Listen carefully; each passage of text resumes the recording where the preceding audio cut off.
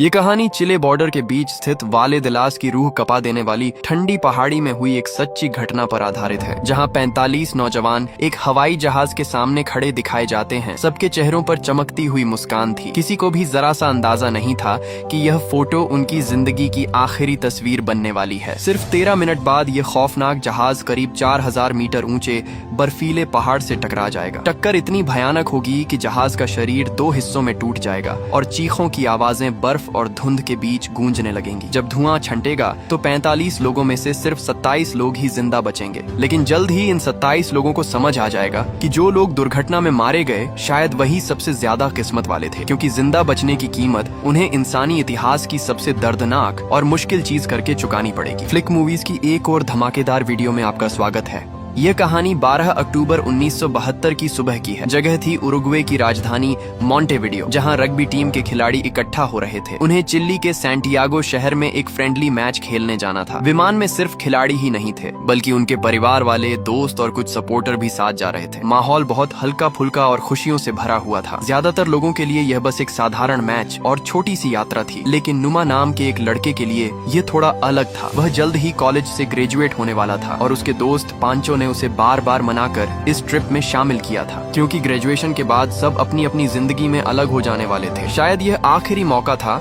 जब वे सब दोस्त एक साथ समय बिता सकते थे। टीम के कप्तान मार्सेलो ने बहुत ध्यान से सबका नाम पुकार कर गिनती की, ताकि पक्का हो सके कि कोई पीछे नहीं रह गया। फिर सभी 45 लोगों ने विमान में चढ़ने से पहले एक साथ खड़े होकर एक ग्रुप फोटो खिंचवाई। परिवार वाले दूर खड़े हाथ हिलाकर विदा कर रहे थे। थोड़ी ही देर में विमान ने उड़ान भर ली। धूप जहाज के ऊपर चमक रही थी और सब कुछ बिल्कुल सामान्य और उम्मीदों से भरा हुआ लग रहा था। किसी ने भी नहीं सोचा था कि यह तस्वीर बाद में इतिहास की एक दर्दनाक याद बन जाएगी। कुछ देर तक विमान बिल्कुल आराम से उड़ता रहा। फिर वह एंडीज पर्वतों के ऊपर पहुंचने लगा। खिड़की के बाहर का नजारा बहुत शानदार लेकिन खतरनाक था। बर्फ से ढके ऊंचे ऊंचे पहाड़ बादलों के बीच से झलक रहे थे। सूरज की रोशनी ग्लेशियरों पर पड़कर इतनी तेज चमक रही थी कि आंखें चौंक जाएं। यह दुनिया की सबसे लंबी पर्वत श्रृंखला है, जिसकी औसत ऊंचाई 4000 मीटर से भी ज्यादा है और कई चोटियां 6000 मीटर से भी ऊपर जाती हैं। लेकिन जहाज के अंदर बैठे युवाओं को इन खतरों से कोई फर्क नहीं पड़ रहा था। किसी को भी यह एहसास नहीं था कि खतरा धीरे धीरे उनकी तरफ बढ़ रहा है। अचानक विमान थोड़ा जोर से हिला, झटका लगा और जहाज हल्का सा डगमगाया। रोमा नाम का एक यात्री घबराकर सीट के हैंडल को कसकर पकड़ लेता है। वह टीम का खिलाड़ी नहीं था, बल्कि एक दोस्त के निमंत्रण पर इस यात्रा में आया था। यह उसका पहली बार था जब वह एंडीज पर्वतों के ऊपर से विमान में सफर कर रहा था। थोड़ी ही देर में विमान और ज्यादा हिलने लगा। पायलट की आवाज लाउडस्पीकर में सुनाई दी और सभी यात्रियों से कहा गया कि वे अपनी सीट बेल्ट बांध लें। साथ ही बताया गया कि कुछ ही मिनटों में विमान सैंटियागो पहुंचने वाला है। लेकिन कुछ ही मिनटों में विमान की हालत बदलने लगी। झटके लगातार तेज होते गए। अब यह मजाक जैसा नहीं लग रहा था, बल्कि ऐसा लग रहा था जैसे जहाज पर से नियंत्रण खत्म हो रहा हो। उधर कॉकपिट में पायलट ने एक ऐसी गलती कर दी जो बाद में जानलेवा साबित होने वाली थी। उसे लगा कि विमान एंडीज पर्वत की मुख्य चोटी को पार कर चुका है। उसे विश्वास था कि सबसे खतरनाक हिस्सा पीछे छूट चुका है, इसलिए अब वह विमान की ऊंचाई कम कर सकता है और सैंटियागो की तरफ उतरने की तैयारी कर सकता है। लेकिन वह समय ऐसा था जब जीपीएस जैसी आधुनिक तकनीक मौजूद नहीं थी। पायलटों को अपने विमान की सही स्थिति का पता नहीं चल पाता था। उन्हें सिर्फ कमजोर रेडियो सिग्नल के आधार पर अंदाजा लगाना पड़ता था कि वे कितनी दूर आ चुके हैं। पायलट को लगा कि विमान पहाड़ों से बाहर निकल चुका है, लेकिन असलियत में जहाज अब भी ऊंची चोटियों से घिरा हुआ था। और एक बार जब उसने विमान को नीचे उतारने का फैसला कर लिया, तब उसे वापस ऊपर ले जाना लगभग असंभव हो गया। कुछ ही सेकंड बाद बादलों के बीच से एक विशाल सफेद पहाड़ अचानक सामने आ गया। पायलट ने पूरी ताकत से विमान का नाक ऊपर खींचने की कोशिश की। इंजन जोर जोर से गरजने लगे, लेकिन अब बहुत देर हो चुकी थी। ऊंचाई बहुत कम थी, गति बहुत धीमी थी और पहाड़ बहुत पास आ चुका था। उसी पल पायलट को अपनी भयानक गलती का एहसास हो गया। 4000 मीटर ऊंचे एंडीज पर्वतों के बीच एक छोटी सी गलती भी मौत की सजा बन जाती है। यहाँ दूसरी कोशिश का कोई मौका नहीं मिलता। और फिर वह हुआ जो होना तय था। एक जोरदार टक्कर हुई। टक्कर होते ही जहाज का पिछला हिस्सा टूटकर अलग हो गया और आगे का हिस्सा ऐसे फिसलने लगा जैसे कोई भारी चीज बर्फ पर घसीटी जा रही हो। वह बर्फ के मैदान पर लंबी खाई बनाता हुआ आगे बढ़ता गया। अंदर की सीटें उखड़कर फटने लगीं। सामान हवा में इधर उधर उड़ने लगा। लोगों की चीखें और टूटते धातु की तेज आवाजें एक साथ गूंज रही थीं। पूरा हादसा 1 मिनट से भी कम समय में हुआ, लेकिन उसी 1 मिनट ने 45 लोगों की किस्मत हमेशा के लिए बदल दी। जब जहाज आखिरकार फिसलना बंद हुआ तो चारों तरफ मौत जैसा सन्नाटा छा गया। कुछ लोग टक्कर के समय ही मर चुके थे, उनके शरीर बुरी तरह टूट चुके थे। कुछ लोग बुरी तरह घायल थे और सीटों पर पड़े पड़े दर्द से चिल्ला रहे थे। कुछ बेहोश पड़े थे और कुछ लोग पूरी तरह गायब थे। शायद टक्कर के समय जहाज से बाहर जा गिरे थे और अब बर्फीले पहाड़ों में कहीं खो चुके थे। जो लोग जिंदा बचे थे वे धीरे धीरे अपनी सीटों से निकलने की कोशिश करने लगे। वे लड़खड़ाते हुए खड़े हुए और चारों तरफ देखने लगे। जो नजारा सामने था वह किसी डरावने सपने जैसा था। किसी ने कहा कि शायद कॉकपिट में देखा जाए। अगर पायलट जिंदा हो तो शायद रेडियो अभी भी काम कर रहा हो और मदद बुलाई जा सके। कुछ लोग मुश्किल से आगे बढ़ते हुए कॉकपिट तक पहुंचे। वहां उन्होंने देखा कि पायलट अभी भी बहुत हल्की सांस ले रहा था। वह मरने की हालत में था, लेकिन उसने इशारे से कहा कि वे रेडियो से मदद के लिए संदेश भेजने की कोशिश करें। लेकिन जब उन्होंने रेडियो चलाने की कोशिश की तो पता चला कि वह शायद टूट चुका है और काम नहीं कर रहा। पायलट बहुत मुश्किल से सांस ले रहा था, लेकिन पायलट अब और बोल नहीं पा रहा था। आखिर उसने अपनी आखिरी ताकत जुटाकर धीरे से कहा, भगवान तुम्हारे साथ हो, और फिर उसकी सांस हमेशा के लिए रुक गई। उस पल सभी बचे हुए लोगों को समझ आ गया कि अब उन्हें अपनी मदद खुद ही करनी होगी। शाम बहुत जल्दी उतर आई। लगभग 4000 मीटर की ऊंचाई पर स्थित एंडीज पर्वतों में सूरज डूबने के बाद तापमान बहुत तेजी से गिरता है। सिर्फ 1-2 घंटे के अंदर दिन का हल्का सा गर्म तापमान सीधे -30 डिग्री या उससे भी कम हो सकता है। बचे हुए लोग टूटे हुए जहाज के अंदर एक दूसरे के पास सिमट कर बैठ गए। उन्होंने सीटों के पीछे के हिस्से और सूटकेसों से जहाज के टूटे हुए हिस्सों को बंद करने की कोशिश की ताकि ठंडी हवा अंदर न आए, लेकिन यह सब काफी नहीं था। उनके पास पर्याप्त कपड़े नहीं थे, न स्लीपिंग बैग थे, न आग जलाने का कोई साधन, क्योंकि उन्हें लगा था कि कुछ ही घंटों में वे गर्म और सुरक्षित सैंटियागो पहुंच जाएंगे। सबसे बड़ी समस्या यह थी कि कई लोग गंभीर रूप से घायल थे। ज्यादा खून बहने की वजह से उनका शरीर और भी जल्दी ठंडा हो रहा था। अंधेरे में कप्तान मार्सेलो की आवाज सुनाई दी। वह लगातार सबको आवाज दे रहा था और कह रहा था कि कोई भी सोए नहीं, क्योंकि अगर वे सो गए तो ठंड से मर सकते हैं। वह बार बार लोगों को पुकारता रहा ताकि सब जागते रहें और उनका शरीर गर्म बना रहे।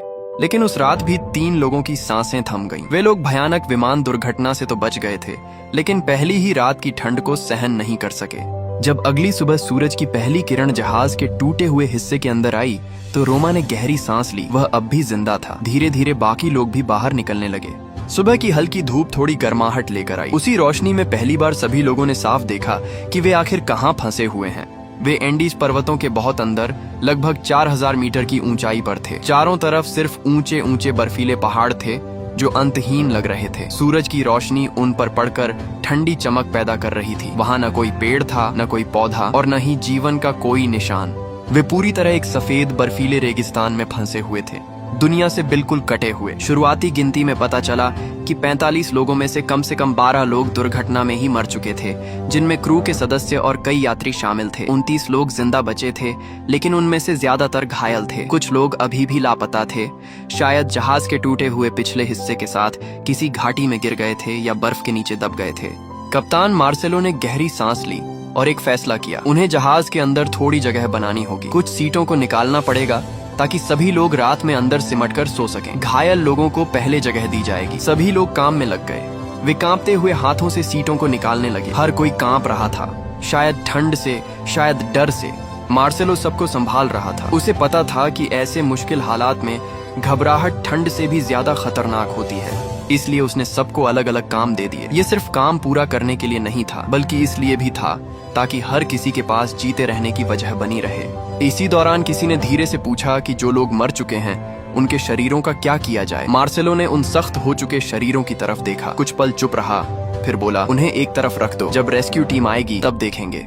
इस बात के पीछे एक ऐसी उम्मीद छिपी थी जिसके बारे में कोई खुलकर बात नहीं करना चाहता था। वे सभी मान रहे थे कि जल्द ही मदद आएगी और यह मुश्किल जल्द खत्म हो जाएगी। फिर मार्सेलो ने बचा हुआ खाना बांटना शुरू किया। कुछ छोटी बोतलें वाइन की, थोड़ी चॉकलेट और कुछ पैकेट बिस्कुट के थे, लेकिन यह खाना कितने दिन चलेगा ये किसी को नहीं पता था। फिलहाल उनके पास खाने को कुछ था, इसलिए वे थोड़ा आशावादी थे, लेकिन यह उम्मीद ज्यादा देर टिकने वाली नहीं थी। उसी समय दूर से इंजन की आवाज सुनाई दी। सभी बचे हुए लोग अचानक उत्साहित हो गए। उन्हें लगा कि शायद बचाव के लिए कोई विमान आ गया है, लेकिन आसमान में कोई विमान दिखाई नहीं दिया। वह आवाज पहाड़ों के बीच गूंजती हुई धीरे धीरे दूर चली गई और आखिरकार पूरी तरह गायब हो गई। अगले दिन सभी को एक बात साफ समझ में आ गई। अगर उन्होंने जहाज के अंदर को और गर्म रखने का इंतजाम नहीं किया तो वे एक एक करके ठंड से मर जाएंगे। इसलिए वे लोग फिर से काम में लग गए। उन्होंने कपड़े, जैकेट और जो भी चीज हवा रोक सकती थी उसे ढूंढ ढूंढ कर जहाज के टूटे हुए हिस्सों में ठूंसना शुरू किया ताकि रात की ठंडी हवा अंदर न आ सके। ये उनके जिंदा रहने की सबसे पहली जरूरत थी। 15 अक्टूबर 1972 दुर्घटना के तीसरे दिन नांडो नाम का युवक आखिरकार होश में आया। उसने धीरे से पूछा कि क्या हुआ है। रॉबर्टो ने छोटा सा जवाब दिया, विमान गिर गया है। ये सुनते ही नांडो की दुनिया जैसे टूट गई। नांडो ने पूछा, हम यहाँ कितने दिन से फंसे हैं? रॉबर्टो ने कहा, 3 दिन। रॉबर्टो ने विमान के एल्यूमिनियम के टुकड़े से एक छोटा सा परावर्तक बना लिया। वह सूरज की रोशनी का इस्तेमाल करके धीरे धीरे बर्फ पिघलाने की कोशिश कर रहा था। ये काम बहुत धीमा और मुश्किल था, लेकिन जरूरी था, क्योंकि सीधे बर्फ खाना शरीर की गर्मी खत्म कर देता है और ऐसी जगह पर ये खुद को मारने जैसा है। पिघली हुई बर्फ का पानी भी उतना ही कीमती था जितना खाना।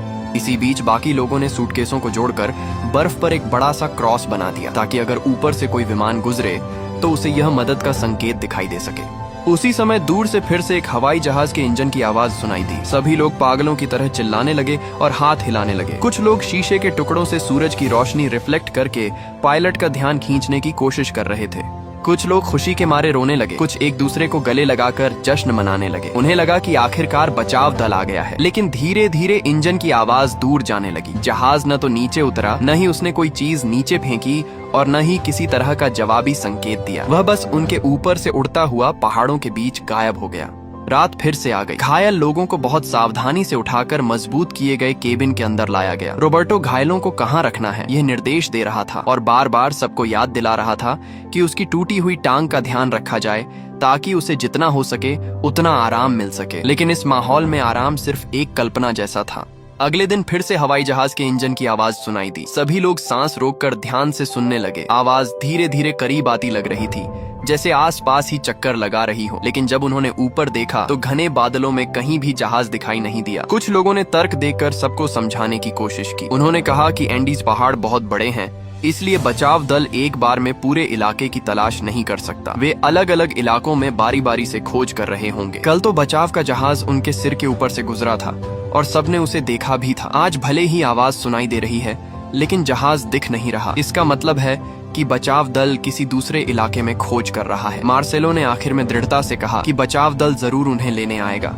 लेकिन जब मार्सेलो वहां से चला गया तब फीतो और रॉबर्टो को कठोर सच्चाई का सामना करना पड़ा। फीतो ने साफ कहा कि अगर यही हालत रही तो वे ज्यादा दिन नहीं टिक पाएंगे।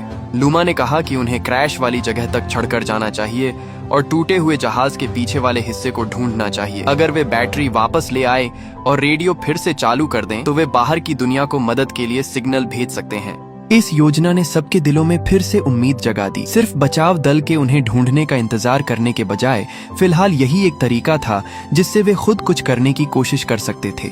अगले दिन कुछ ऐसे लोग जिनकी तबीयत ठीक थी, उन्होंने जल्दी जल्दी साधारण से चश्मे बना लिए। तेज बर्फीली रोशनी में बिना चश्मे के देखने से आंखें अंधी हो सकती थीं। फिर वे लोग बर्फ पर चढ़ते हुए टूटे हुए जहाज के पीछे वाले हिस्से को ढूंढने निकल पड़े। लगभग 4000 मीटर की ऊंचाई पर हवा में ऑक्सीजन मैदानों की तुलना में सिर्फ 60% रह जाती है। हर कदम बहुत मुश्किल हो जाता है। वे लोग जोर जोर से सांस ले रहे थे, दिल तेज धड़क रहा था और टांगें बहुत भारी लग रही थीं। कुछ ही मीटर चढ़ने के बाद उन्हें रुककर आराम करना पड़ता था। लेकिन जब वे आधे पहाड़ तक चढ़कर पीछे मुड़े और नीचे देखा तो सब लोग हैरान रह गए। इस ऊंचाई से देखने पर सफेद जहाज का शरीर लगभग पूरी तरह बर्फ में घुल मिल गया था। अगर किसी को पहले से न पता हो कि वह कहाँ है तो उसे पहचान पाना लगभग नामुमकिन था। अगर ऊपर से हवाई जहाज से देखा जाए तो उसे ढूंढ पाना तो और भी असंभव होगा। ये बात समझते ही जैसे हर किसी के दिल में चाकू सा चुभ गया। उसी समय एक बचाव विमान फिर से उनके ऊपर से गुजरा। पायलट ने ध्यान से तलाश भी की, लेकिन फिर भी उन्हें नहीं देख पाया। वे लोग ऐसे थे जैसे रेत का एक कण समुद्र में गिरकर पूरी तरह गायब हो जाए। तभी दूर पहाड़ की ढलान से तेज गड़गड़ाहट की आवाज आई। ये हिमस्खलन था। चारों लोग तुरंत मुड़कर वापस भागने लगे और आगे जाने की हिम्मत नहीं की। उन्हें कुछ भी नहीं मिला था और उम्मीद एक बार फिर टूट गई। समय बीतते बीतते छठा दिन आ गया। उन्होंने अपना आखिरी खाना भी बांट लिया, बस एक पैकेट बिस्किट। अब उनके पास कुछ भी नहीं बचा था। फीतो और रॉबर्टो जमीन पर बैठकर बात कर रहे थे। फीतो ने कहा कि नांडो पागल हो गया है, लेकिन नांडो ने शांत स्वर में कहा कि वह यहाँ भूख से नहीं मरेगा। अगर जरूरत पड़ी तो वह शवों को भी खा लेगा। रॉबर्टो चुपचाप उसकी बात सुनता रहा। दोनों समझ रहे थे कि इसका मतलब क्या है, लेकिन कोई भी इसे साफ शब्दों में कहने की हिम्मत नहीं कर रहा था। फीतो ने आगे कहा कि अगर उन्हें बचाया जाना है तो जिंदा रहना होगा। और जिंदा रहने के लिए खाना जरूरी है। मार्सेलो ने मुश्किल से वह सवाल पूछा, अब वे क्या खाएंगे? नांडो ने शांत स्वर में जवाब दिया, बाहर खाना है। ये सुनते ही केबिन के अंदर जैसे सन्नाटा जम गया। सब समझ गए कि वह किसकी बात कर रहा है। बाहर सच में खाना था। वे शव जो बर्फ पर करीने से पड़े थे, वे लोग जो कुछ दिन पहले तक उनके दोस्त, टीममेट और परिवार थे। ये सुझाव इंसानी सभ्यता के सबसे बड़े निषेध को तोड़ने जैसा था। हजारों सालों से इंसान का मांस खाना अक्षम्य अपराध माना जाता रहा है, इंसान और जानवर के बीच की सीमा। लेकिन अब वही सीमा उनके सामने थी। उसे पार करेंगे तो शायद बच जाएंगे, नहीं करेंगे तो निश्चित मौत है। रॉबर्टो ने शांति से समझाया कि भूख शरीर पर क्या असर डालती है। जब कोई इंसान खाना बंद कर देता है तो शरीर धीरे धीरे सूखने लगता है, जैसे कोई पौधा सूख जाता है। दिमाग ठीक से काम नहीं कर पाता क्योंकि वह भी कमजोर हो जाता है।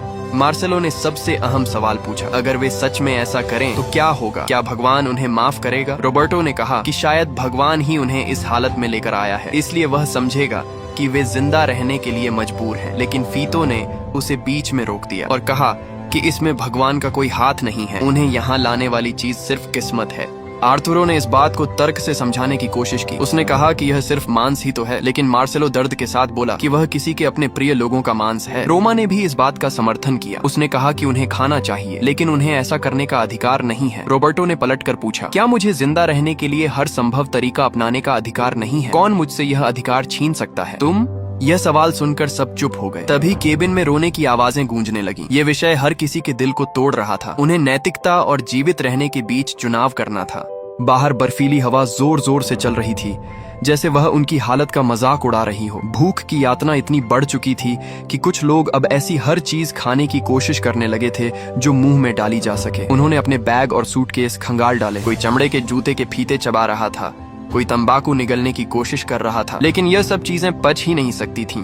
उल्टा इससे पेट में और ज्यादा दर्द होने लगा। फिर एक और डरावना संकेत सामने आया। ज्यादा से ज्यादा लोगों ने देखा कि उनकी पेशाब का रंग गहरा भूरा हो गया है। कुछ की तो लगभग काली हो चुकी थी। इसका मतलब था कि उनके गुर्दे फेल होने लगे हैं। उनके खून में शरीर के खुद के टूटते हुए ऊतकों से पैदा हुए जहरीले पदार्थ भर रहे थे। अगर ऐसा ही चलता रहा तो कुछ ही दिनों में उनके शरीर के अंग पूरी तरह काम करना बंद कर देंगे। कुछ लोग अपनी बेल्ट कसकर पेट दबाने की कोशिश कर रहे थे, लेकिन उन्हें पता चला कि बेल्ट में अब लगाने के लिए छेद ही नहीं बचे। उनका वजन इतना कम हो चुका था कि जो बेल्ट पहले ठीक से फिट होती थी, अब शरीर पर डीली लटक रही थी।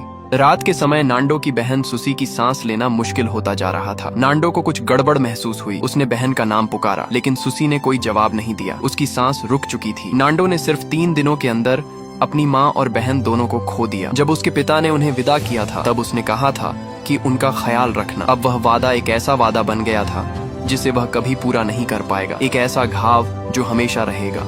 लेकिन इस नुकसान ने नांडो के अंदर कुछ और भी जगा दिया, एक बेहद मजबूत, लगभग पागलपन जैसी जीने की इच्छा। वह अपने पिता को अपने पूरे परिवार से हाथ धोते हुए नहीं देख सकता था। उसे हर हाल में जिंदा वापस जाना था, चाहे इसके लिए उसे इस अभिशप्त पहाड़ से बाहर निकलने के लिए कुछ भी करना पड़े। सुसी की मौत के बाद बचे हुए लोगों की संख्या घटकर 27 रह गई। जब विमान दुर्घटनाग्रस्त हुआ था तब वे 45 लोग थे और अब सिर्फ 27 बचे थे। सिर्फ 9 दिनों में 18 जिंदगियां खत्म हो चुकी थीं। 21 अक्टूबर 1972, 9वां दिन। केबिन के अंदर बैठे सभी लोग कांप रहे थे। पता नहीं यह ठंड की वजह से था या डर की वजह से। पूरी रात की खामोशी, रोने और अंदरूनी संघर्ष के बाद आखिरकार वह सन्नाटा टूट गया। एक एक करके बचे हुए लोगों ने अपनी सहमति देना शुरू किया। यह फैसला लेना बिल्कुल आसान नहीं था। हर किसी की आवाज कांप रही थी, लेकिन वे जानते थे कि उन्हें कोई न कोई फैसला करना ही होगा। इस तरह उन्होंने इस नैतिक दुविधा का एक तरह से समाधान निकाल लिया। उन्होंने यह भी तय किया कि अगर भविष्य में उनमें से कोई मर जाए तो उसके शरीर का इस्तेमाल बाकी लोगों के जीवित रहने के लिए किया जा सकता है। इससे शायद अपराध बोध पूरी तरह खत्म नहीं होगा, लेकिन कम से कम जिंदा बचे लोगों को अपने मन में थोड़ी राहत मिल सकती थी। केबिन के अंदर फिर से लंबी खामोशी छा गई। अनुमति देना एक बात थी, लेकिन वास्तव में ऐसा करना बिल्कुल अलग बात थी। सवाल था, यह काम कौन करेगा और कैसे करेगा? आखिर कुछ लोग आगे आए। वे केबिन से बाहर निकले और बर्फ पर पड़े उन शवों के पास गए। केबिन के अंदर बैठे लोग टूटी हुई खिड़की से बाहर झांक कर देख रहे थे। उन्होंने देखा कि बाहर खड़े लोग शवों के पास झुके हुए हैं और उनके हाथों में कांच के टूटे हुए टुकड़े हैं। वे बहुत संकोच और झिझक के साथ वह काम कर रहे थे जिसके बारे में कोई बोलना भी नहीं चाहता था। फिर बाहर खड़े लोगों ने उस मांस को अपने मुंह में डाल लिया। यह दृश्य देखकर केबिन के अंदर बैठे कुछ लोगों ने तुरंत अपना चेहरा दूसरी तरफ घुमा लिया। कुछ लोग प्रार्थना करने लगे, कुछ चुपचाप रोने लगे, लेकिन कुछ लोग खड़े हुए और थोड़ी देर झिझकने के बाद धीरे धीरे बाहर जाने लगे। घृणा धीरे धीरे डर पर भारी पड़ने लगी और जीवित रहने की प्रवृत्ति नैतिक नियमों से मजबूत साबित हुई। जब पहला व्यक्ति उस दरवाजे की दहलीज पार कर गया तो बाकी लोगों के लिए उसके पीछे जाना थोड़ा आसान हो गया। ऐसा इसलिए नहीं था कि अपराध बोध कम हो गया था, बल्कि इसलिए कि अब वे इस बोझ को अकेले नहीं उठा रहे थे। लेकिन कप्तान मार्सेलो, लूमा और कुछ दूसरे लोग अभी भी वहीं बैठे रहे। उनके लिए यह सीमा अभी भी पार नहीं हुई थी। शायद यह उनके विश्वास की वजह से था, शायद उनके नैतिक सिद्धांतों की वजह से, या शायद इसलिए कि वे अब भी उस हद तक नहीं पहुंचे थे। लेकिन सब जानते थे कि यह सिर्फ समय की बात है। जब शरीर और कमजोर होगा और मौत और करीब आएगी तो यह आखिरी दीवार भी एक दिन टूट जाएगी। जो लोग बाहर गए थे और जो अंदर रह गए थे, वे दोनों एक दूसरे को खामोशी से समझ रहे थे। किसी को भी किसी पर आरोप लगाने का अधिकार नहीं था, क्योंकि हर कोई अपने अपने तरीके से इस नरक जैसी हालत में भी अपने अंदर बची हुई इंसानियत को बचाने की कोशिश कर रहा था।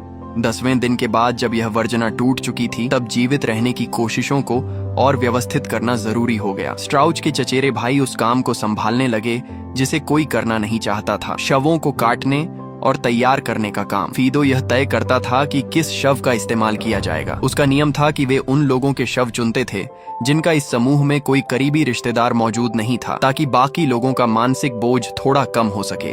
वे लोग यह काम केबिन से दूर दूसरों की नजरों से छिपकर करते थे। ऐसा इसलिए किया जाता था ताकि बाकी लोग मानसिक रूप से टूट न जाएं। अगर हर किसी को पूरा दृश्य देखने दिया जाता तो शायद कई लोगों का दिमाग पूरी तरह टूट जाता। इसी दौरान मलबे के बीच किसी को एक रेडियो मिल गया। उसे ठीक करने के बाद उसमें से धीमी धीमी आवाजें और अस्पष्ट इंसानी आवाजें सुनाई देने लगी। केबिन के अंदर पैनकितो ने नुमा को खून से जमी हुई एक छोटी सी गांठ दी जिसके अंदर मांस का टुकड़ा था। उसने कहा कि जमे हुए खून के साथ इसे निगलना आसान होगा, लेकिन नुमा ने उसे लेने से मना कर दिया। पैनकितो ने गहरी सांस ली। वह नुमा की अंदरूनी लड़ाई को समझ रहा था, लेकिन उसे यह भी पता था कि अगर वह कुछ नहीं खाएगा तो इसका मतलब सीधा मौत होगा। तभी अचानक बाहर से एक बेहद निराश भरी खबर सुनाई देती है कि उनकी तलाश अब बंद कर दी गई है। ये खबर सुनते ही सब लोगों की आखिरी उम्मीद भी टूट जाती है। वे अभी भी जिंदा हैं, वे अभी भी यहाँ मौजूद हैं, लेकिन बाहर की दुनिया उन्हें पहले ही मरा हुआ मान चुकी है। और सबसे क्रूर बात यह है कि अगर कोई रेस्क्यू होगा भी तो अब अगले साल की गर्मियों में होगा। तब तक तो वे लोग ठंड से जमकर या भूख से मर चुके होंगे। जब मार्सेलो को यह खबर मिलती है तो वह उन लोगों की तरफ देखता है जिन्होंने अभी तक मांस नहीं खाया था। कांपती हुई आवाज में वह कहता है, मुझसे गलती हो गई। वह मान लेता है कि सबको रेस्क्यू का इंतजार करने के लिए कहना उसकी गलती थी, लेकिन अब अगर वह एक आखिरी बात मांग सकता है तो वह सबसे खाना खाने की गुजारिश करता है। एक कप्तान के तौर पर यह मार्सेलो के जीवन का सबसे मुश्किल पल था। उसने सबको रेस्क्यू का इंतजार करने को कहा था। उसे विश्वास था कि भगवान उन्हें बचाएगा, लेकिन अब उसे भी हकीकत का सामना करना पड़ रहा था। लेकिन नुमा ने हार नहीं मानी। वह और दो दूसरे लोग पहाड़ पर चढ़कर विमान के पीछे वाले हिस्से को ढूंढने का फैसला करते हैं। उन्होंने ये बात किसी को नहीं बताई और कोई खास योजना भी नहीं बनाई। उन्हें बस इतना पता था कि उन्हें बैटरी ढूंढनी है ताकि रेडियो फिर से चल सके। अगर वे विमान का पिछला हिस्सा ढूंढ लें और रेडियो चालू कर सकें तो शायद उन्हें उस भयानक और वर्जित कदम को नहीं उठाना पड़ेगा। तीनों लोग हांफते हुए बर्फ से भरी जमीन पर मुश्किल से आगे बढ़ते हैं। एक पहाड़ी पार करने के बाद आखिरकार उन्हें विमान के कुछ हिस्से दिखाई देते हैं। बर्फ पर कुछ लाशें भी पड़ी होती हैं। वे लोग जो विमान का पिछला हिस्सा टूटने पर दूर जा गिरे थे। तभी एक साथी सबको याद दिलाता है कि सूरज डूबने वाला है और उन्हें वापस लौट जाना चाहिए, लेकिन नुमा मना कर देता है। उन्हें लगता है कि अगर यहाँ ये चीजें मिली हैं तो विमान का पिछला हिस्सा भी पास ही होगा, इसलिए उन्हें खोज जारी रखनी चाहिए। रात होते ही हालात और भी खतरनाक हो जाते हैं। वे लोग आगे बढ़ भी नहीं पाते। तेज तूफानी हवा चल रही होती है और तापमान अचानक -30 डिग्री तक गिर जाता है। नुमा सबको कहता है कि वे एक दूसरे के बिल्कुल पास आकर बैठें। तीनों लोग एक दूसरे को कसकर पकड़ लेते हैं और जानलेवा ठंड में कांपते रहते हैं। उनके पास न स्लीपिंग बैग है न टेंट। वे सिर्फ अपने शरीर की हल्की सी गर्मी से मौत का मुकाबला कर रहे होते हैं। यह इंसानी सहन शक्ति की सबसे बड़ी परीक्षा थी। अगली सुबह तीनों किसी तरह जिंदा बच जाते हैं। उनका पूरा शरीर सुन्न और कमजोर हो चुका था, लेकिन वे अभी भी जिंदा थे। मगर उन्हें विमान का पिछला हिस्सा नहीं मिला, बैटरी भी नहीं मिली। उनकी आखिरी उम्मीद एक बार फिर टूट जाती है। वे वापस कैंप लौट आते हैं। नांडो नुमा से पूछता है कि ऊपर से उसने क्या देखा। नुमा थोड़ी देर चुप रहता है, फिर जवाब देता है, बस बर्फ और पहाड़ जहाँ तक नजर जाती है बस वही दिखाई देता है। यह जवाब सुनकर सबकी आखिरी उम्मीद भी टूट जाती है। वे दुनिया की सबसे अकेली जगह में फंसे हुए थे। चारों तरफ अंतहीन बर्फीले पहाड़ थे, लेकिन नांडो दृढ़ आवाज में कहता है कि रास्ता उसी पहाड़ के पार है, उन्हें वहां तक पहुंचना ही होगा। फिर वह नुमा की तरफ देखता है और गंभीर होकर कहता है, तुम्हें खाना पड़ेगा नुमा, नहीं तो तुम मेरे साथ उस पहाड़ को पार नहीं कर पाओगे। किसी ने लाइटर जलाकर थोड़ी रोशनी की। जो लोग जिंदा थे वे एक एक करके अपनी आवाज देकर बताने लगे, लेकिन कप्तान मार्सेलो ने कोई जवाब नहीं दिया। इस हिमस्खलन ने 8 लोगों की जान ले ली थी। कोको, जो कुछ ही घंटे पहले अपनी माँ को याद करते हुए कविता पढ़ रहा था, अब नहीं रहा। कप्तान मार्सेलो, जो हमेशा टीम को संभाल कर रखता था और उम्मीद देता था, वह भी चला गया। हिमस्खलन के बाद अब सिर्फ 19 लोग बचे थे। आधे से ज्यादा लोग जा चुके थे। पता नहीं कितना समय बीतता है। आखिरकार कहीं से हल्की सी रोशनी एक छोटे से छेद से अंदर आने लगती है। अंधेरे में वह रोशनी बेहद कीमती लगती है। कोई उस रोशनी को देखकर उम्मीद जताने की कोशिश करता है कि अगर रोशनी अंदर आ रही है तो शायद वे बहुत गहराई में नहीं दबे होंगे। तभी कोई वह सवाल पूछ देता है जो सबके मन में था, उन्हें यहाँ कितने समय तक रहना पड़ेगा? जवाब बहुत लाचार था, जब तक बर्फीला तूफान खत्म नहीं होगा वे बाहर नहीं निकल सकते। 2 दिन तक फंसे रहने के बाद भूख अब सहन के बाहर हो चुकी थी। रोबर्टो आखिरकार चुप्पी तोड़ता है। वह पूछता है कि अब क्या करें? क्या वे बस यूं ही बैठे रहेंगे? उसका यह सवाल सुनकर सब और भी गहरी चुप्पी में डूब जाते हैं। सब समझ रहे थे कि रोबर्टो किस बारे में बात कर रहा है, लेकिन कोई भी पहला शब्द बोलने की हिम्मत नहीं कर पा रहा था। गुस्तावो गहरी सांस लेकर आखिरकार वह बात कह देता है, अगर उन्हें जिंदा रहना है तो उन्हें खाना पड़ेगा। सबकी सांसें कांप रही थीं। आखिरकार गुस्तावो मुड़ता है और वही काम शुरू करता है। वह मांस का एक टुकड़ा काटता है, लेकिन कोई भी हाथ बढ़ाकर उसे लेने की हिम्मत नहीं करता।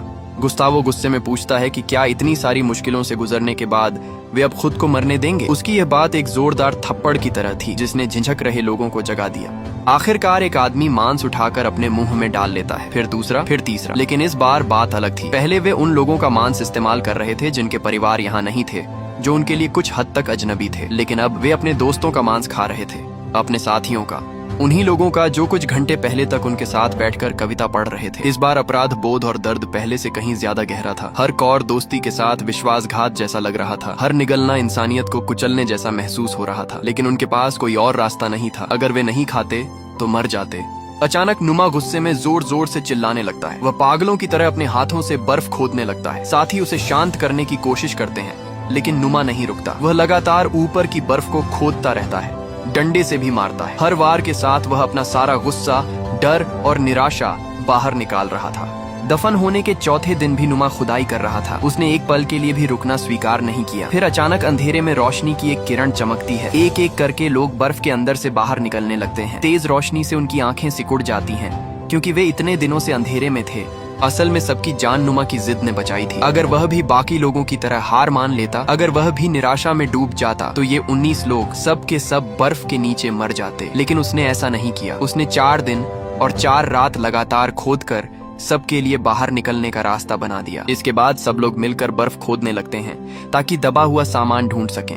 अब उन्हें ताकत मिल रही थी एक दूसरे के त्याग, साहस और एकता से। रोबर्टो की चिकित्सा, नांडो की हिम्मत, फीतो की देखभाल, इंसानियत की यही रोशनी अब उनके लिए नए भगवान जैसी बन गई थी। और जो दोस्त मर चुके थे, उनके शरीर ने बाकी लोगों को जिंदा रहने का मौका दिया था, इसलिए वे भी इस नए विश्वास का हिस्सा बन गए थे।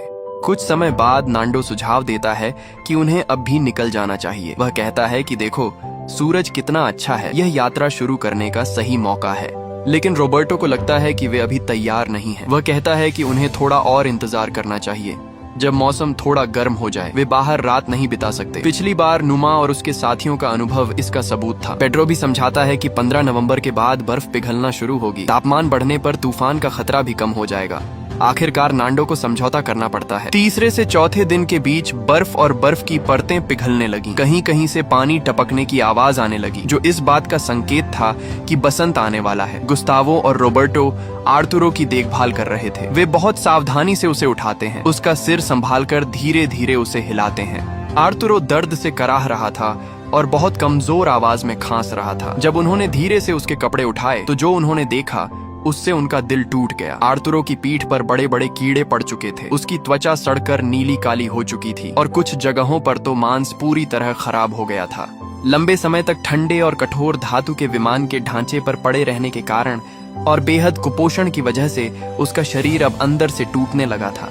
गुस्तावो ने गंभीर आवाज में कहा कि आर्तुरो की हालत बहुत खराब है, वह शायद 3 दिन से ज्यादा नहीं जी पाएगा, बास्को शायद 5 दिन। उसने रोबर्टो से पूछा कि वह क्या सोचता है। रोबर्टो समझ नहीं पाया कि वह क्या पूछना चाहता है। गुस्तावो कुछ पल चुप रहा और फिर आखिरकार वह बात कह दी जो वह असल में कहना चाहता था। एक डॉक्टर होने के बावजूद यहाँ वे कुछ नहीं कर सकते थे। अगर वे यहीं रुके रहे तो आखिरकार वे लोगों की जान बचाने वाले डॉक्टर नहीं रहेंगे, बल्कि अपने साथियों को दफनाने वाले कब्र खोदने वाले बन जाएंगे। गुस्तावो की बातों ने एक कठोर सच्चाई सामने रख दी। यहाँ दवाइयाँ नहीं थीं, कोई उपकरण नहीं था, न कोई गर्म कमरा था जहाँ मरीजों का इलाज हो सके। अगर वे यहीं रहे तो बस अपने साथियों को एक एक करके मरते हुए देखते रहेंगे और फिर उन्हें बर्फ में दफनाते रहेंगे। अब एक ही उम्मीद बची थी कि कोई यहाँ से बाहर निकल सके और मदद लेकर वापस आए, और टीम में सबसे मजबूत शरीर रोबर्टो का था, इसलिए यह जिम्मेदारी उसी को उठानी होगी।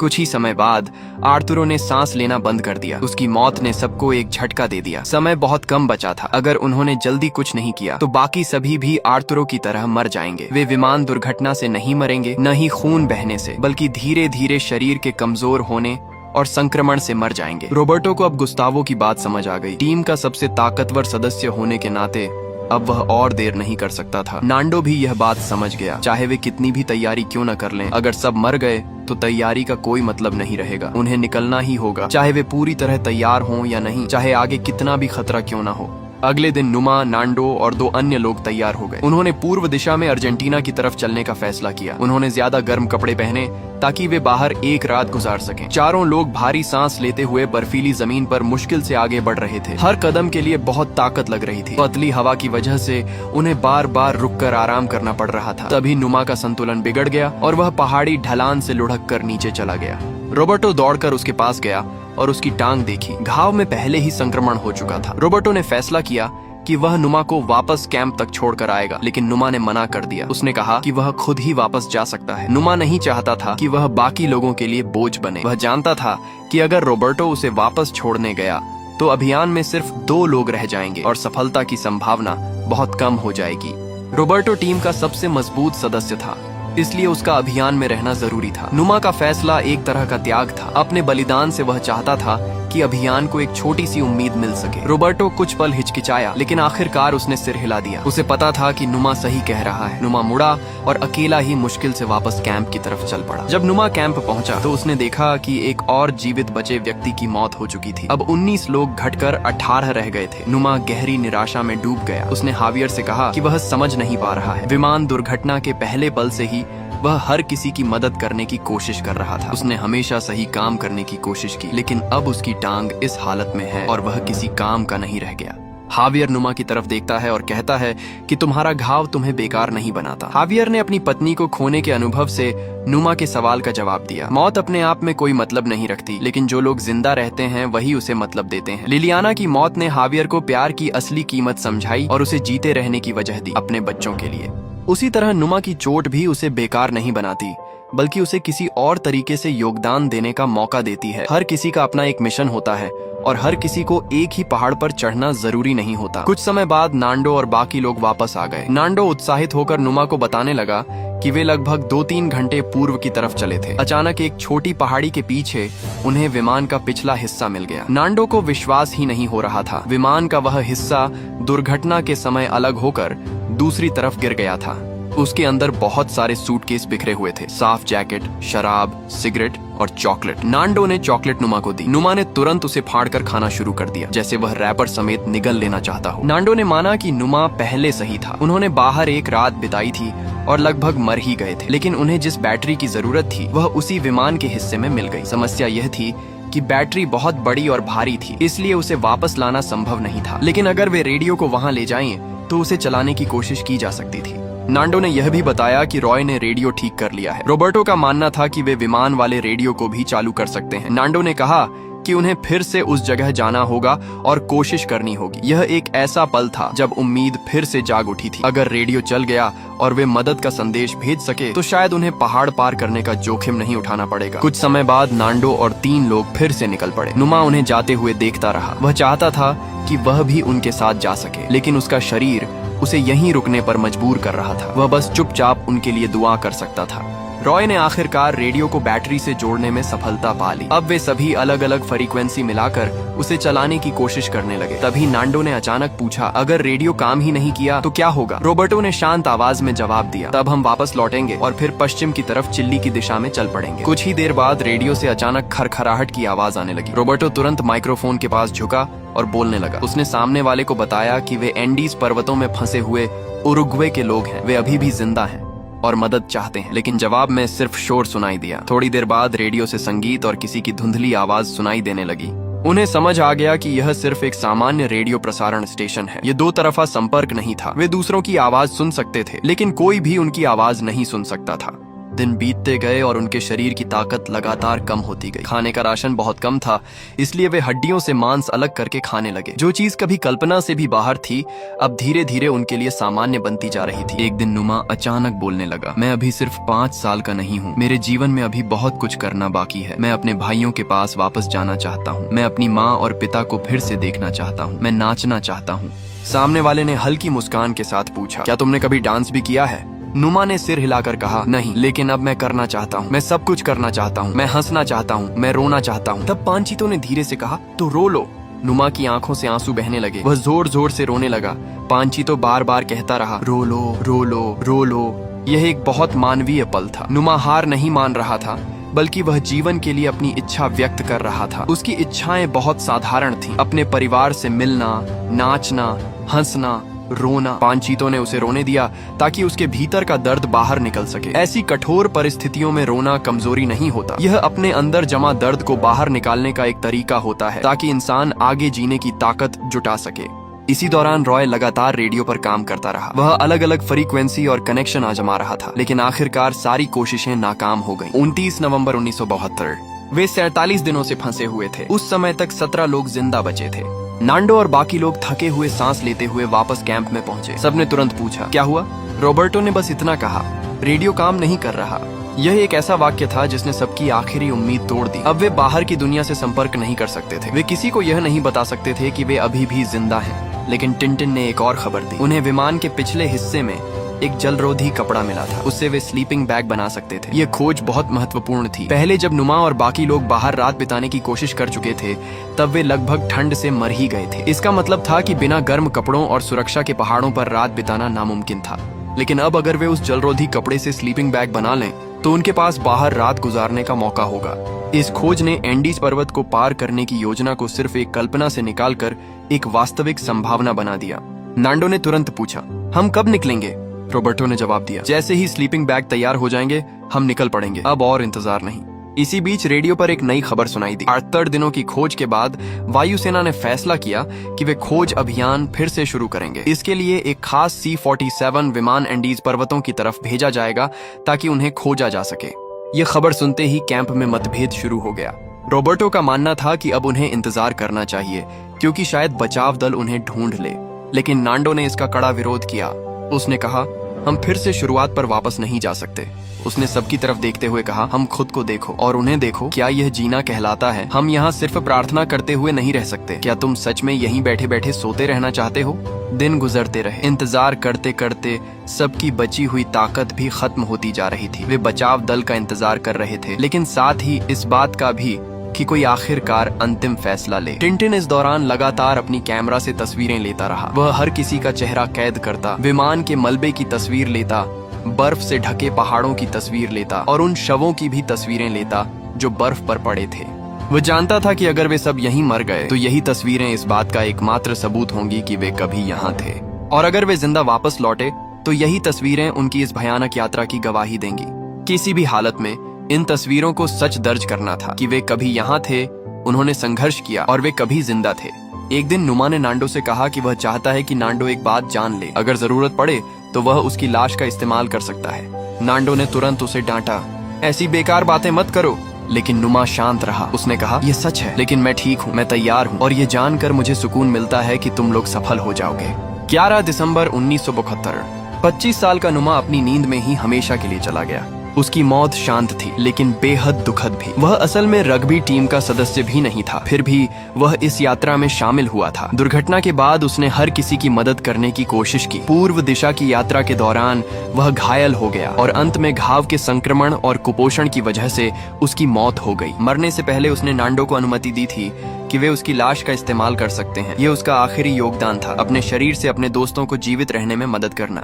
नांडो ने वह कागज निकाला जिस पर नुमा ने अपने आखिरी शब्द लिखे थे। उसने उसे सबके बीच पढ़कर सुनाया। उस पर लिखा था, सबसे पवित्र प्यार वह होता है जब कोई अपने दोस्तों के लिए अपनी जान दे देता है। अगले दिन उन्होंने नुमा के शरीर को उसकी इच्छा के अनुसार तैयार किया और अभियान के लिए भोजन के रूप में पैक कर दिया। यह उनके लिए सबसे भारी और भावनात्मक काम था। नुमा ने न सिर्फ अपनी मौत से रॉबर्टो को प्रेरित किया बल्कि अपने शरीर से अभियान के लिए आखिरी भोजन भी दे दिया। कैंप में सब लोग अभियान दल को विदा करने के लिए इकट्ठा हो गए। नांडो कार्लोस के पास गया और उससे कहा कि अब वे उसकी माँ और सुसी के शव का भी इस्तेमाल कर सकते हैं। यह उसके लिए सबसे बड़ा त्याग था। पहले वह उनकी लाशों की रक्षा करने के लिए जान लगाने को तैयार था, लेकिन अब उसने अपने इस लगाव को छोड़ दिया ताकि बाकी लोग जिंदा रह सकें। यह इस बात का संकेत था कि उसने पूरी तरह हकीकत को स्वीकार कर लिया है। अब उसके लिए जीवित लोगों की जिम्मेदारी मृतकों के प्रति भावनाओं से भी ज्यादा महत्वपूर्ण हो चुकी थी। 12 दिसंबर 1972 दुर्घटना का 22वां दिन। पश्चिम की ओर जाने वाला अभियान शुरू हुआ। लक्ष्य था चिल्ली पहुंचना। 3 लोग निकले, नांडो, रॉबर्टो और टिंटिन। तीनों भारी सांस लेते हुए पश्चिम की ओर पहाड़ चढ़ने लगे। रात होने पर तीनों एक ही स्लीपिंग बैग में सिमट कर बैठे और खाई के किनारे अपनी पहली रात गुजारी। अगले दिन तीनों ने बेहद कठिन परिस्थितियों में आगे बढ़ना जारी रखा। आखिरकार वे किसी तरह पहाड़ की चोटी तक पहुंच गए और तेज तेज सांस ले रहे थे और उम्मीद कर रहे थे कि ऊपर पहुंचकर उन्हें नीचे कोई हरी भरी घाटी दिखाई देगी जहां सभ्यता के निशान हो, कोई बस्ती हो और इस डरावने सपने का अंत हो जाए। लेकिन सामने जो नजारा था उसने उनका दिल तोड़ दिया। दूर दूर तक बस बर्फ से ढके पहाड़ ही पहाड़ थे, एक के बाद एक, जिनका कोई अंत नजर नहीं आ रहा था। एंडीज पर्वत मानो किसी जमे हुए समुद्र की तरह था, जिसकी लहरें पहाड़ों के रूप में उठती गिरती हुई आसमान की रेखा तक फैली थीं। वे सोच रहे थे कि बस इस एक पहाड़ को पार करते ही उन्हें नीचे की दुनिया दिख जाएगी, लेकिन अब उन्हें समझ आया कि यह तो अनगिनत पहाड़ों में से बस एक था। वे आपस में बात करने लगे, हम पहले ही उस घाटी तक पहुंच चुके हैं, बस उस घाटी को पार करना है तो हम दूसरी घाटी तक पहुंच जाएंगे। लेकिन इसका मतलब क्या था? 10 दिन का सफर या 20 दिन का? उनके पास तो सिर्फ 1 हफ्ते का खाना बचा था। रॉबर्टो एक तर्कवादी इंसान था। वह जानता था कि इस सफर के पक्ष में आंकड़े नहीं थे, खाना कम था, दूरी बहुत ज्यादा थी और शरीर में ताकत भी खत्म हो रही थी। लेकिन नांदो की जिद और विश्वास ने उसे एक और संभावना दिखा दी। शायद उन 2 पहाड़ों के बीच सच में नीचे उतरने का रास्ता हो, शायद वे सच में वहां तक पहुंच सकें। और सबसे बड़ी बात यह थी कि अगर वह वापस लौट जाता तो नांदो अकेला ही आगे चलता रहता। रॉबर्टो अपने दोस्त को अकेले मरने के लिए नहीं छोड़ सकता था।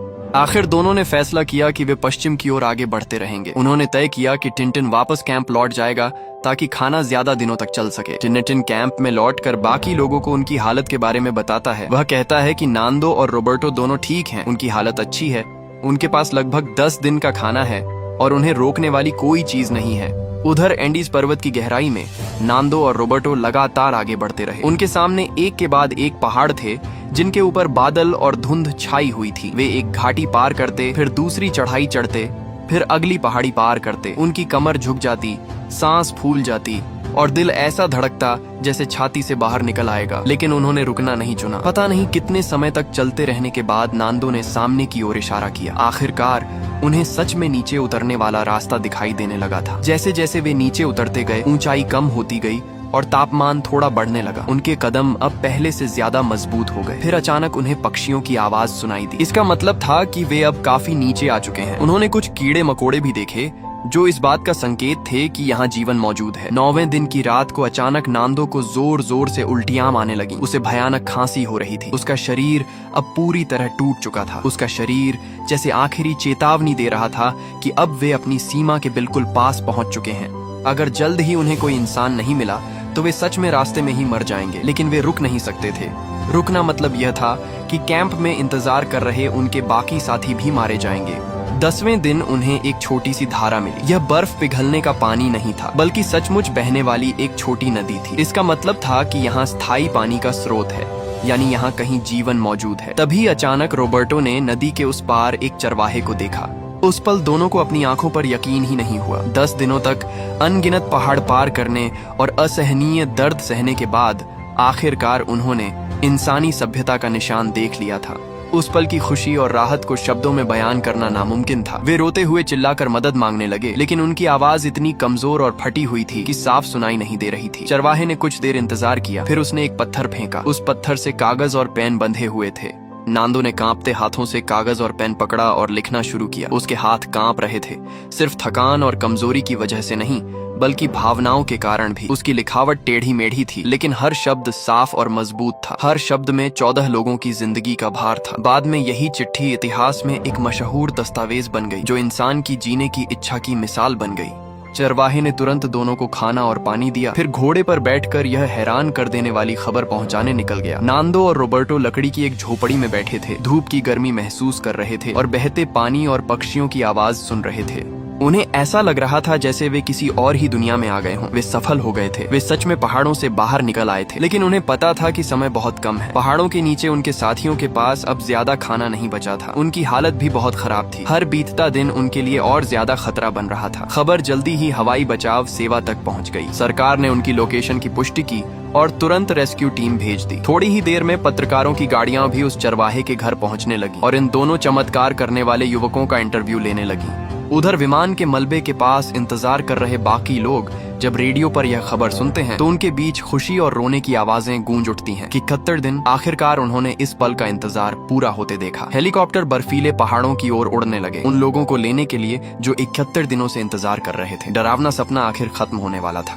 बचाव का इंतजार करते समय वे एक दूसरे को गले लगा रहे थे और हिम्मत दे रहे थे। कोई अपने बाल काट रहा था, कोई दाढ़ी बना रहा था ताकि वे इंसानों जैसे दिख सके। थोड़ी देर बाद हेलीकॉप्टर आ गए। उस पल उनकी सारी मजबूती टूट गई। दर्जनों दुबले पतले नौजवान एक दूसरे को पकड़कर जोर जोर से रोने लगे। वे बच गए थे, आखिरकार वे बच गए थे। 71 दिन 13 अक्टूबर को विमान दुर्घटनाग्रस्त हुआ था और 22 दिसंबर को उन्हें बचाया गया। 45 लोग विमान में सवार हुए थे, लेकिन सिर्फ 16 लोग जिंदा वापस लौट सके। उन्होंने मानव इतिहास की सबसे कठिन जीवित रहने की परीक्षा झेली थी। -40 डिग्री की ठंड, ऊंचाई पर ऑक्सीजन की कमी, भूख, हिमस्खलन, बीमारियां और उससे भी ज्यादा मुश्किल नैतिक संघर्ष, लेकिन वे बच गए। ये चमत्कार या किस्मत की वजह से नहीं था, बल्कि एक दूसरे के लिए किए गए त्याग, मदद और हिम्मत की वजह से था। रोबर्टो के मेडिकल ज्ञान ने घायलों की जान बचाई। कुछ लोगों की हिम्मत ने मृत शरीरों को संभाला। नांदो की इच्छा शक्ति ने एंडीज पर्वत पार किए। किसी ने अपने जख्मों के बावजूद दोस्तों की जिंदगी बचाई। हर जीवित इंसान अपने साथ उन मृत साथियों का बोझ लेकर जी रहा था और यही बोझ उन्हें हमेशा याद दिलाता रहेगा कि उस पहाड़ पर क्या हुआ था। अस्पताल में बचे हुए लोगों का पूरा इलाज किया गया। उनका वजन औसतन 30 किलो से भी ज्यादा कम हो चुका था। कुछ लोगों का वजन तो सिर्फ 40 किलो तक रह गया था, जो एक वयस्क पुरुष के आधे से भी कम है। गंभीर कुपोषण, ठंड से हुए घाव, संक्रमण और हड्डियों की चोटें, हर किसी को कई तरह की स्वास्थ्य समस्याएं थीं। लेकिन चमत्कार की बात यह थी कि वे सब जिंदा थे। डॉक्टर भी हैरान थे कि इंसान का शरीर इतनी कठिन परिस्थितियों में इतने लंबे समय तक कैसे जिंदा रह सकता है। परिवारों से मिलना खुशी और आंसुओं से भरा पल था। कुछ पिता अपने बेटों को गले लगाकर रो पड़े। किसी ने अपना वादा निभाया था और जिंदा वापस आया था। हालांकि उसकी माँ और बहन हमेशा के लिए उसी पहाड़ पर रह गई थी। पिता ने उससे कहा कि जिंदा लौटना ही सबसे बड़ी जीत है और उसकी माँ और बहन भी यही चाहती कि वह अच्छी जिंदगी जिए। बाकी बचे लोग भी अपने परिवारों से मिले। मीडिया पूरी दुनिया से इस चमत्कारिक कहानी को कवर करने के लिए पहुंच गई, लेकिन इसके साथ एक संवेदनशील सवाल भी उठा। उन्होंने पहाड़ पर आखिर खाया क्या था? आखिरकार भारी दबाव के बाद उन्हें सच्चाई बतानी पड़ी। जब प्रेस कॉन्फ्रेंस में रोबर्टो ने स्वीकार किया कि उन्होंने जीवित रहने के लिए मृत साथियों के शरीर का सहारा लिया था, तो पूरा हॉल स्तब्ध रह गया। ये कोई पारंपरिक वीरता की कहानी नहीं है, ये साधारण लोगों की कहानी है। वे सुपर हीरो नहीं थे, न संत थे, न जन्म से योद्धा। वे बस साधारण युवा थे, छात्र, खिलाड़ी, दोस्त। उन्हें डर लगता था, वे टूटते थे, वे रोते थे, वे सवाल करते थे, लेकिन वे प्यार भी करते थे, एक दूसरे का साथ भी देते थे, त्याग भी करते थे और फिर से उठ खड़े भी होते थे। उस बर्फीले पहाड़ ने इंसान की कमजोरी भी देखी और उसकी महानता भी। वहाँ जीवित रहने के लिए ऐसे फैसले लेने पड़े जिन्हें सामान्य जीवन में सोचना भी मुश्किल है, लेकिन उसी जगह पर इंसानों ने एक दूसरे का साथ भी निभाया। मौत के किनारे पर भी उम्मीद को जिंदा रखा। जब सब कुछ छिन जाता है, खाना, गर्मी, सुरक्षा, सम्मान, तब भी इंसान के पास एक चीज बचती है, चुनाव। हार मानने या जीने का चुनाव, इंसानियत बनाए रखने या गिर जाने का चुनाव, प्यार पर भरोसा करने या निराशा में डूब जाने का चुनाव। 29 लोग हमेशा के लिए उस पहाड़ पर रह गए। उनकी लाशें बर्फ में दबी रहीं, उनकी कहानी बचे हुए लोगों की यादों में बस गई और उनकी आत्मा मानव इतिहास में दर्ज हो गई। और जो 16 लोग जिंदा बाहर आए, वे पूरी जिंदगी इस बोझ के साथ जीते रहे। वे जानते थे कि वे सिर्फ अपने लिए नहीं जी रहे, बल्कि उन 29 लोगों के लिए भी जी रहे हैं। यह कहानी सिर्फ जीवित रहने की नहीं है, बल्कि इंसानियत की भी है। सबसे गहरे अंधेरे में भी उम्मीद की छोटी सी लौ जलती रहती है, और एंडीज पर्वत की गहराई में वह पहाड़ आज भी खड़ा है, चुपचाप उन 29 आत्माओं की रक्षा करता हुआ और उस कहानी का गवाह बनकर जिसने 16 लोगों की जिंदगी हमेशा के लिए बदल दी। अगर आपको आज की हमारी कहानी पसंद आई हो तो वीडियो को लाइक करें और चैनल को सब्सक्राइब करना बिल्कुल ना भूलें। हम फिर मिलेंगे अगली दिलचस्प वीडियो के साथ। तब तक के लिए बाय।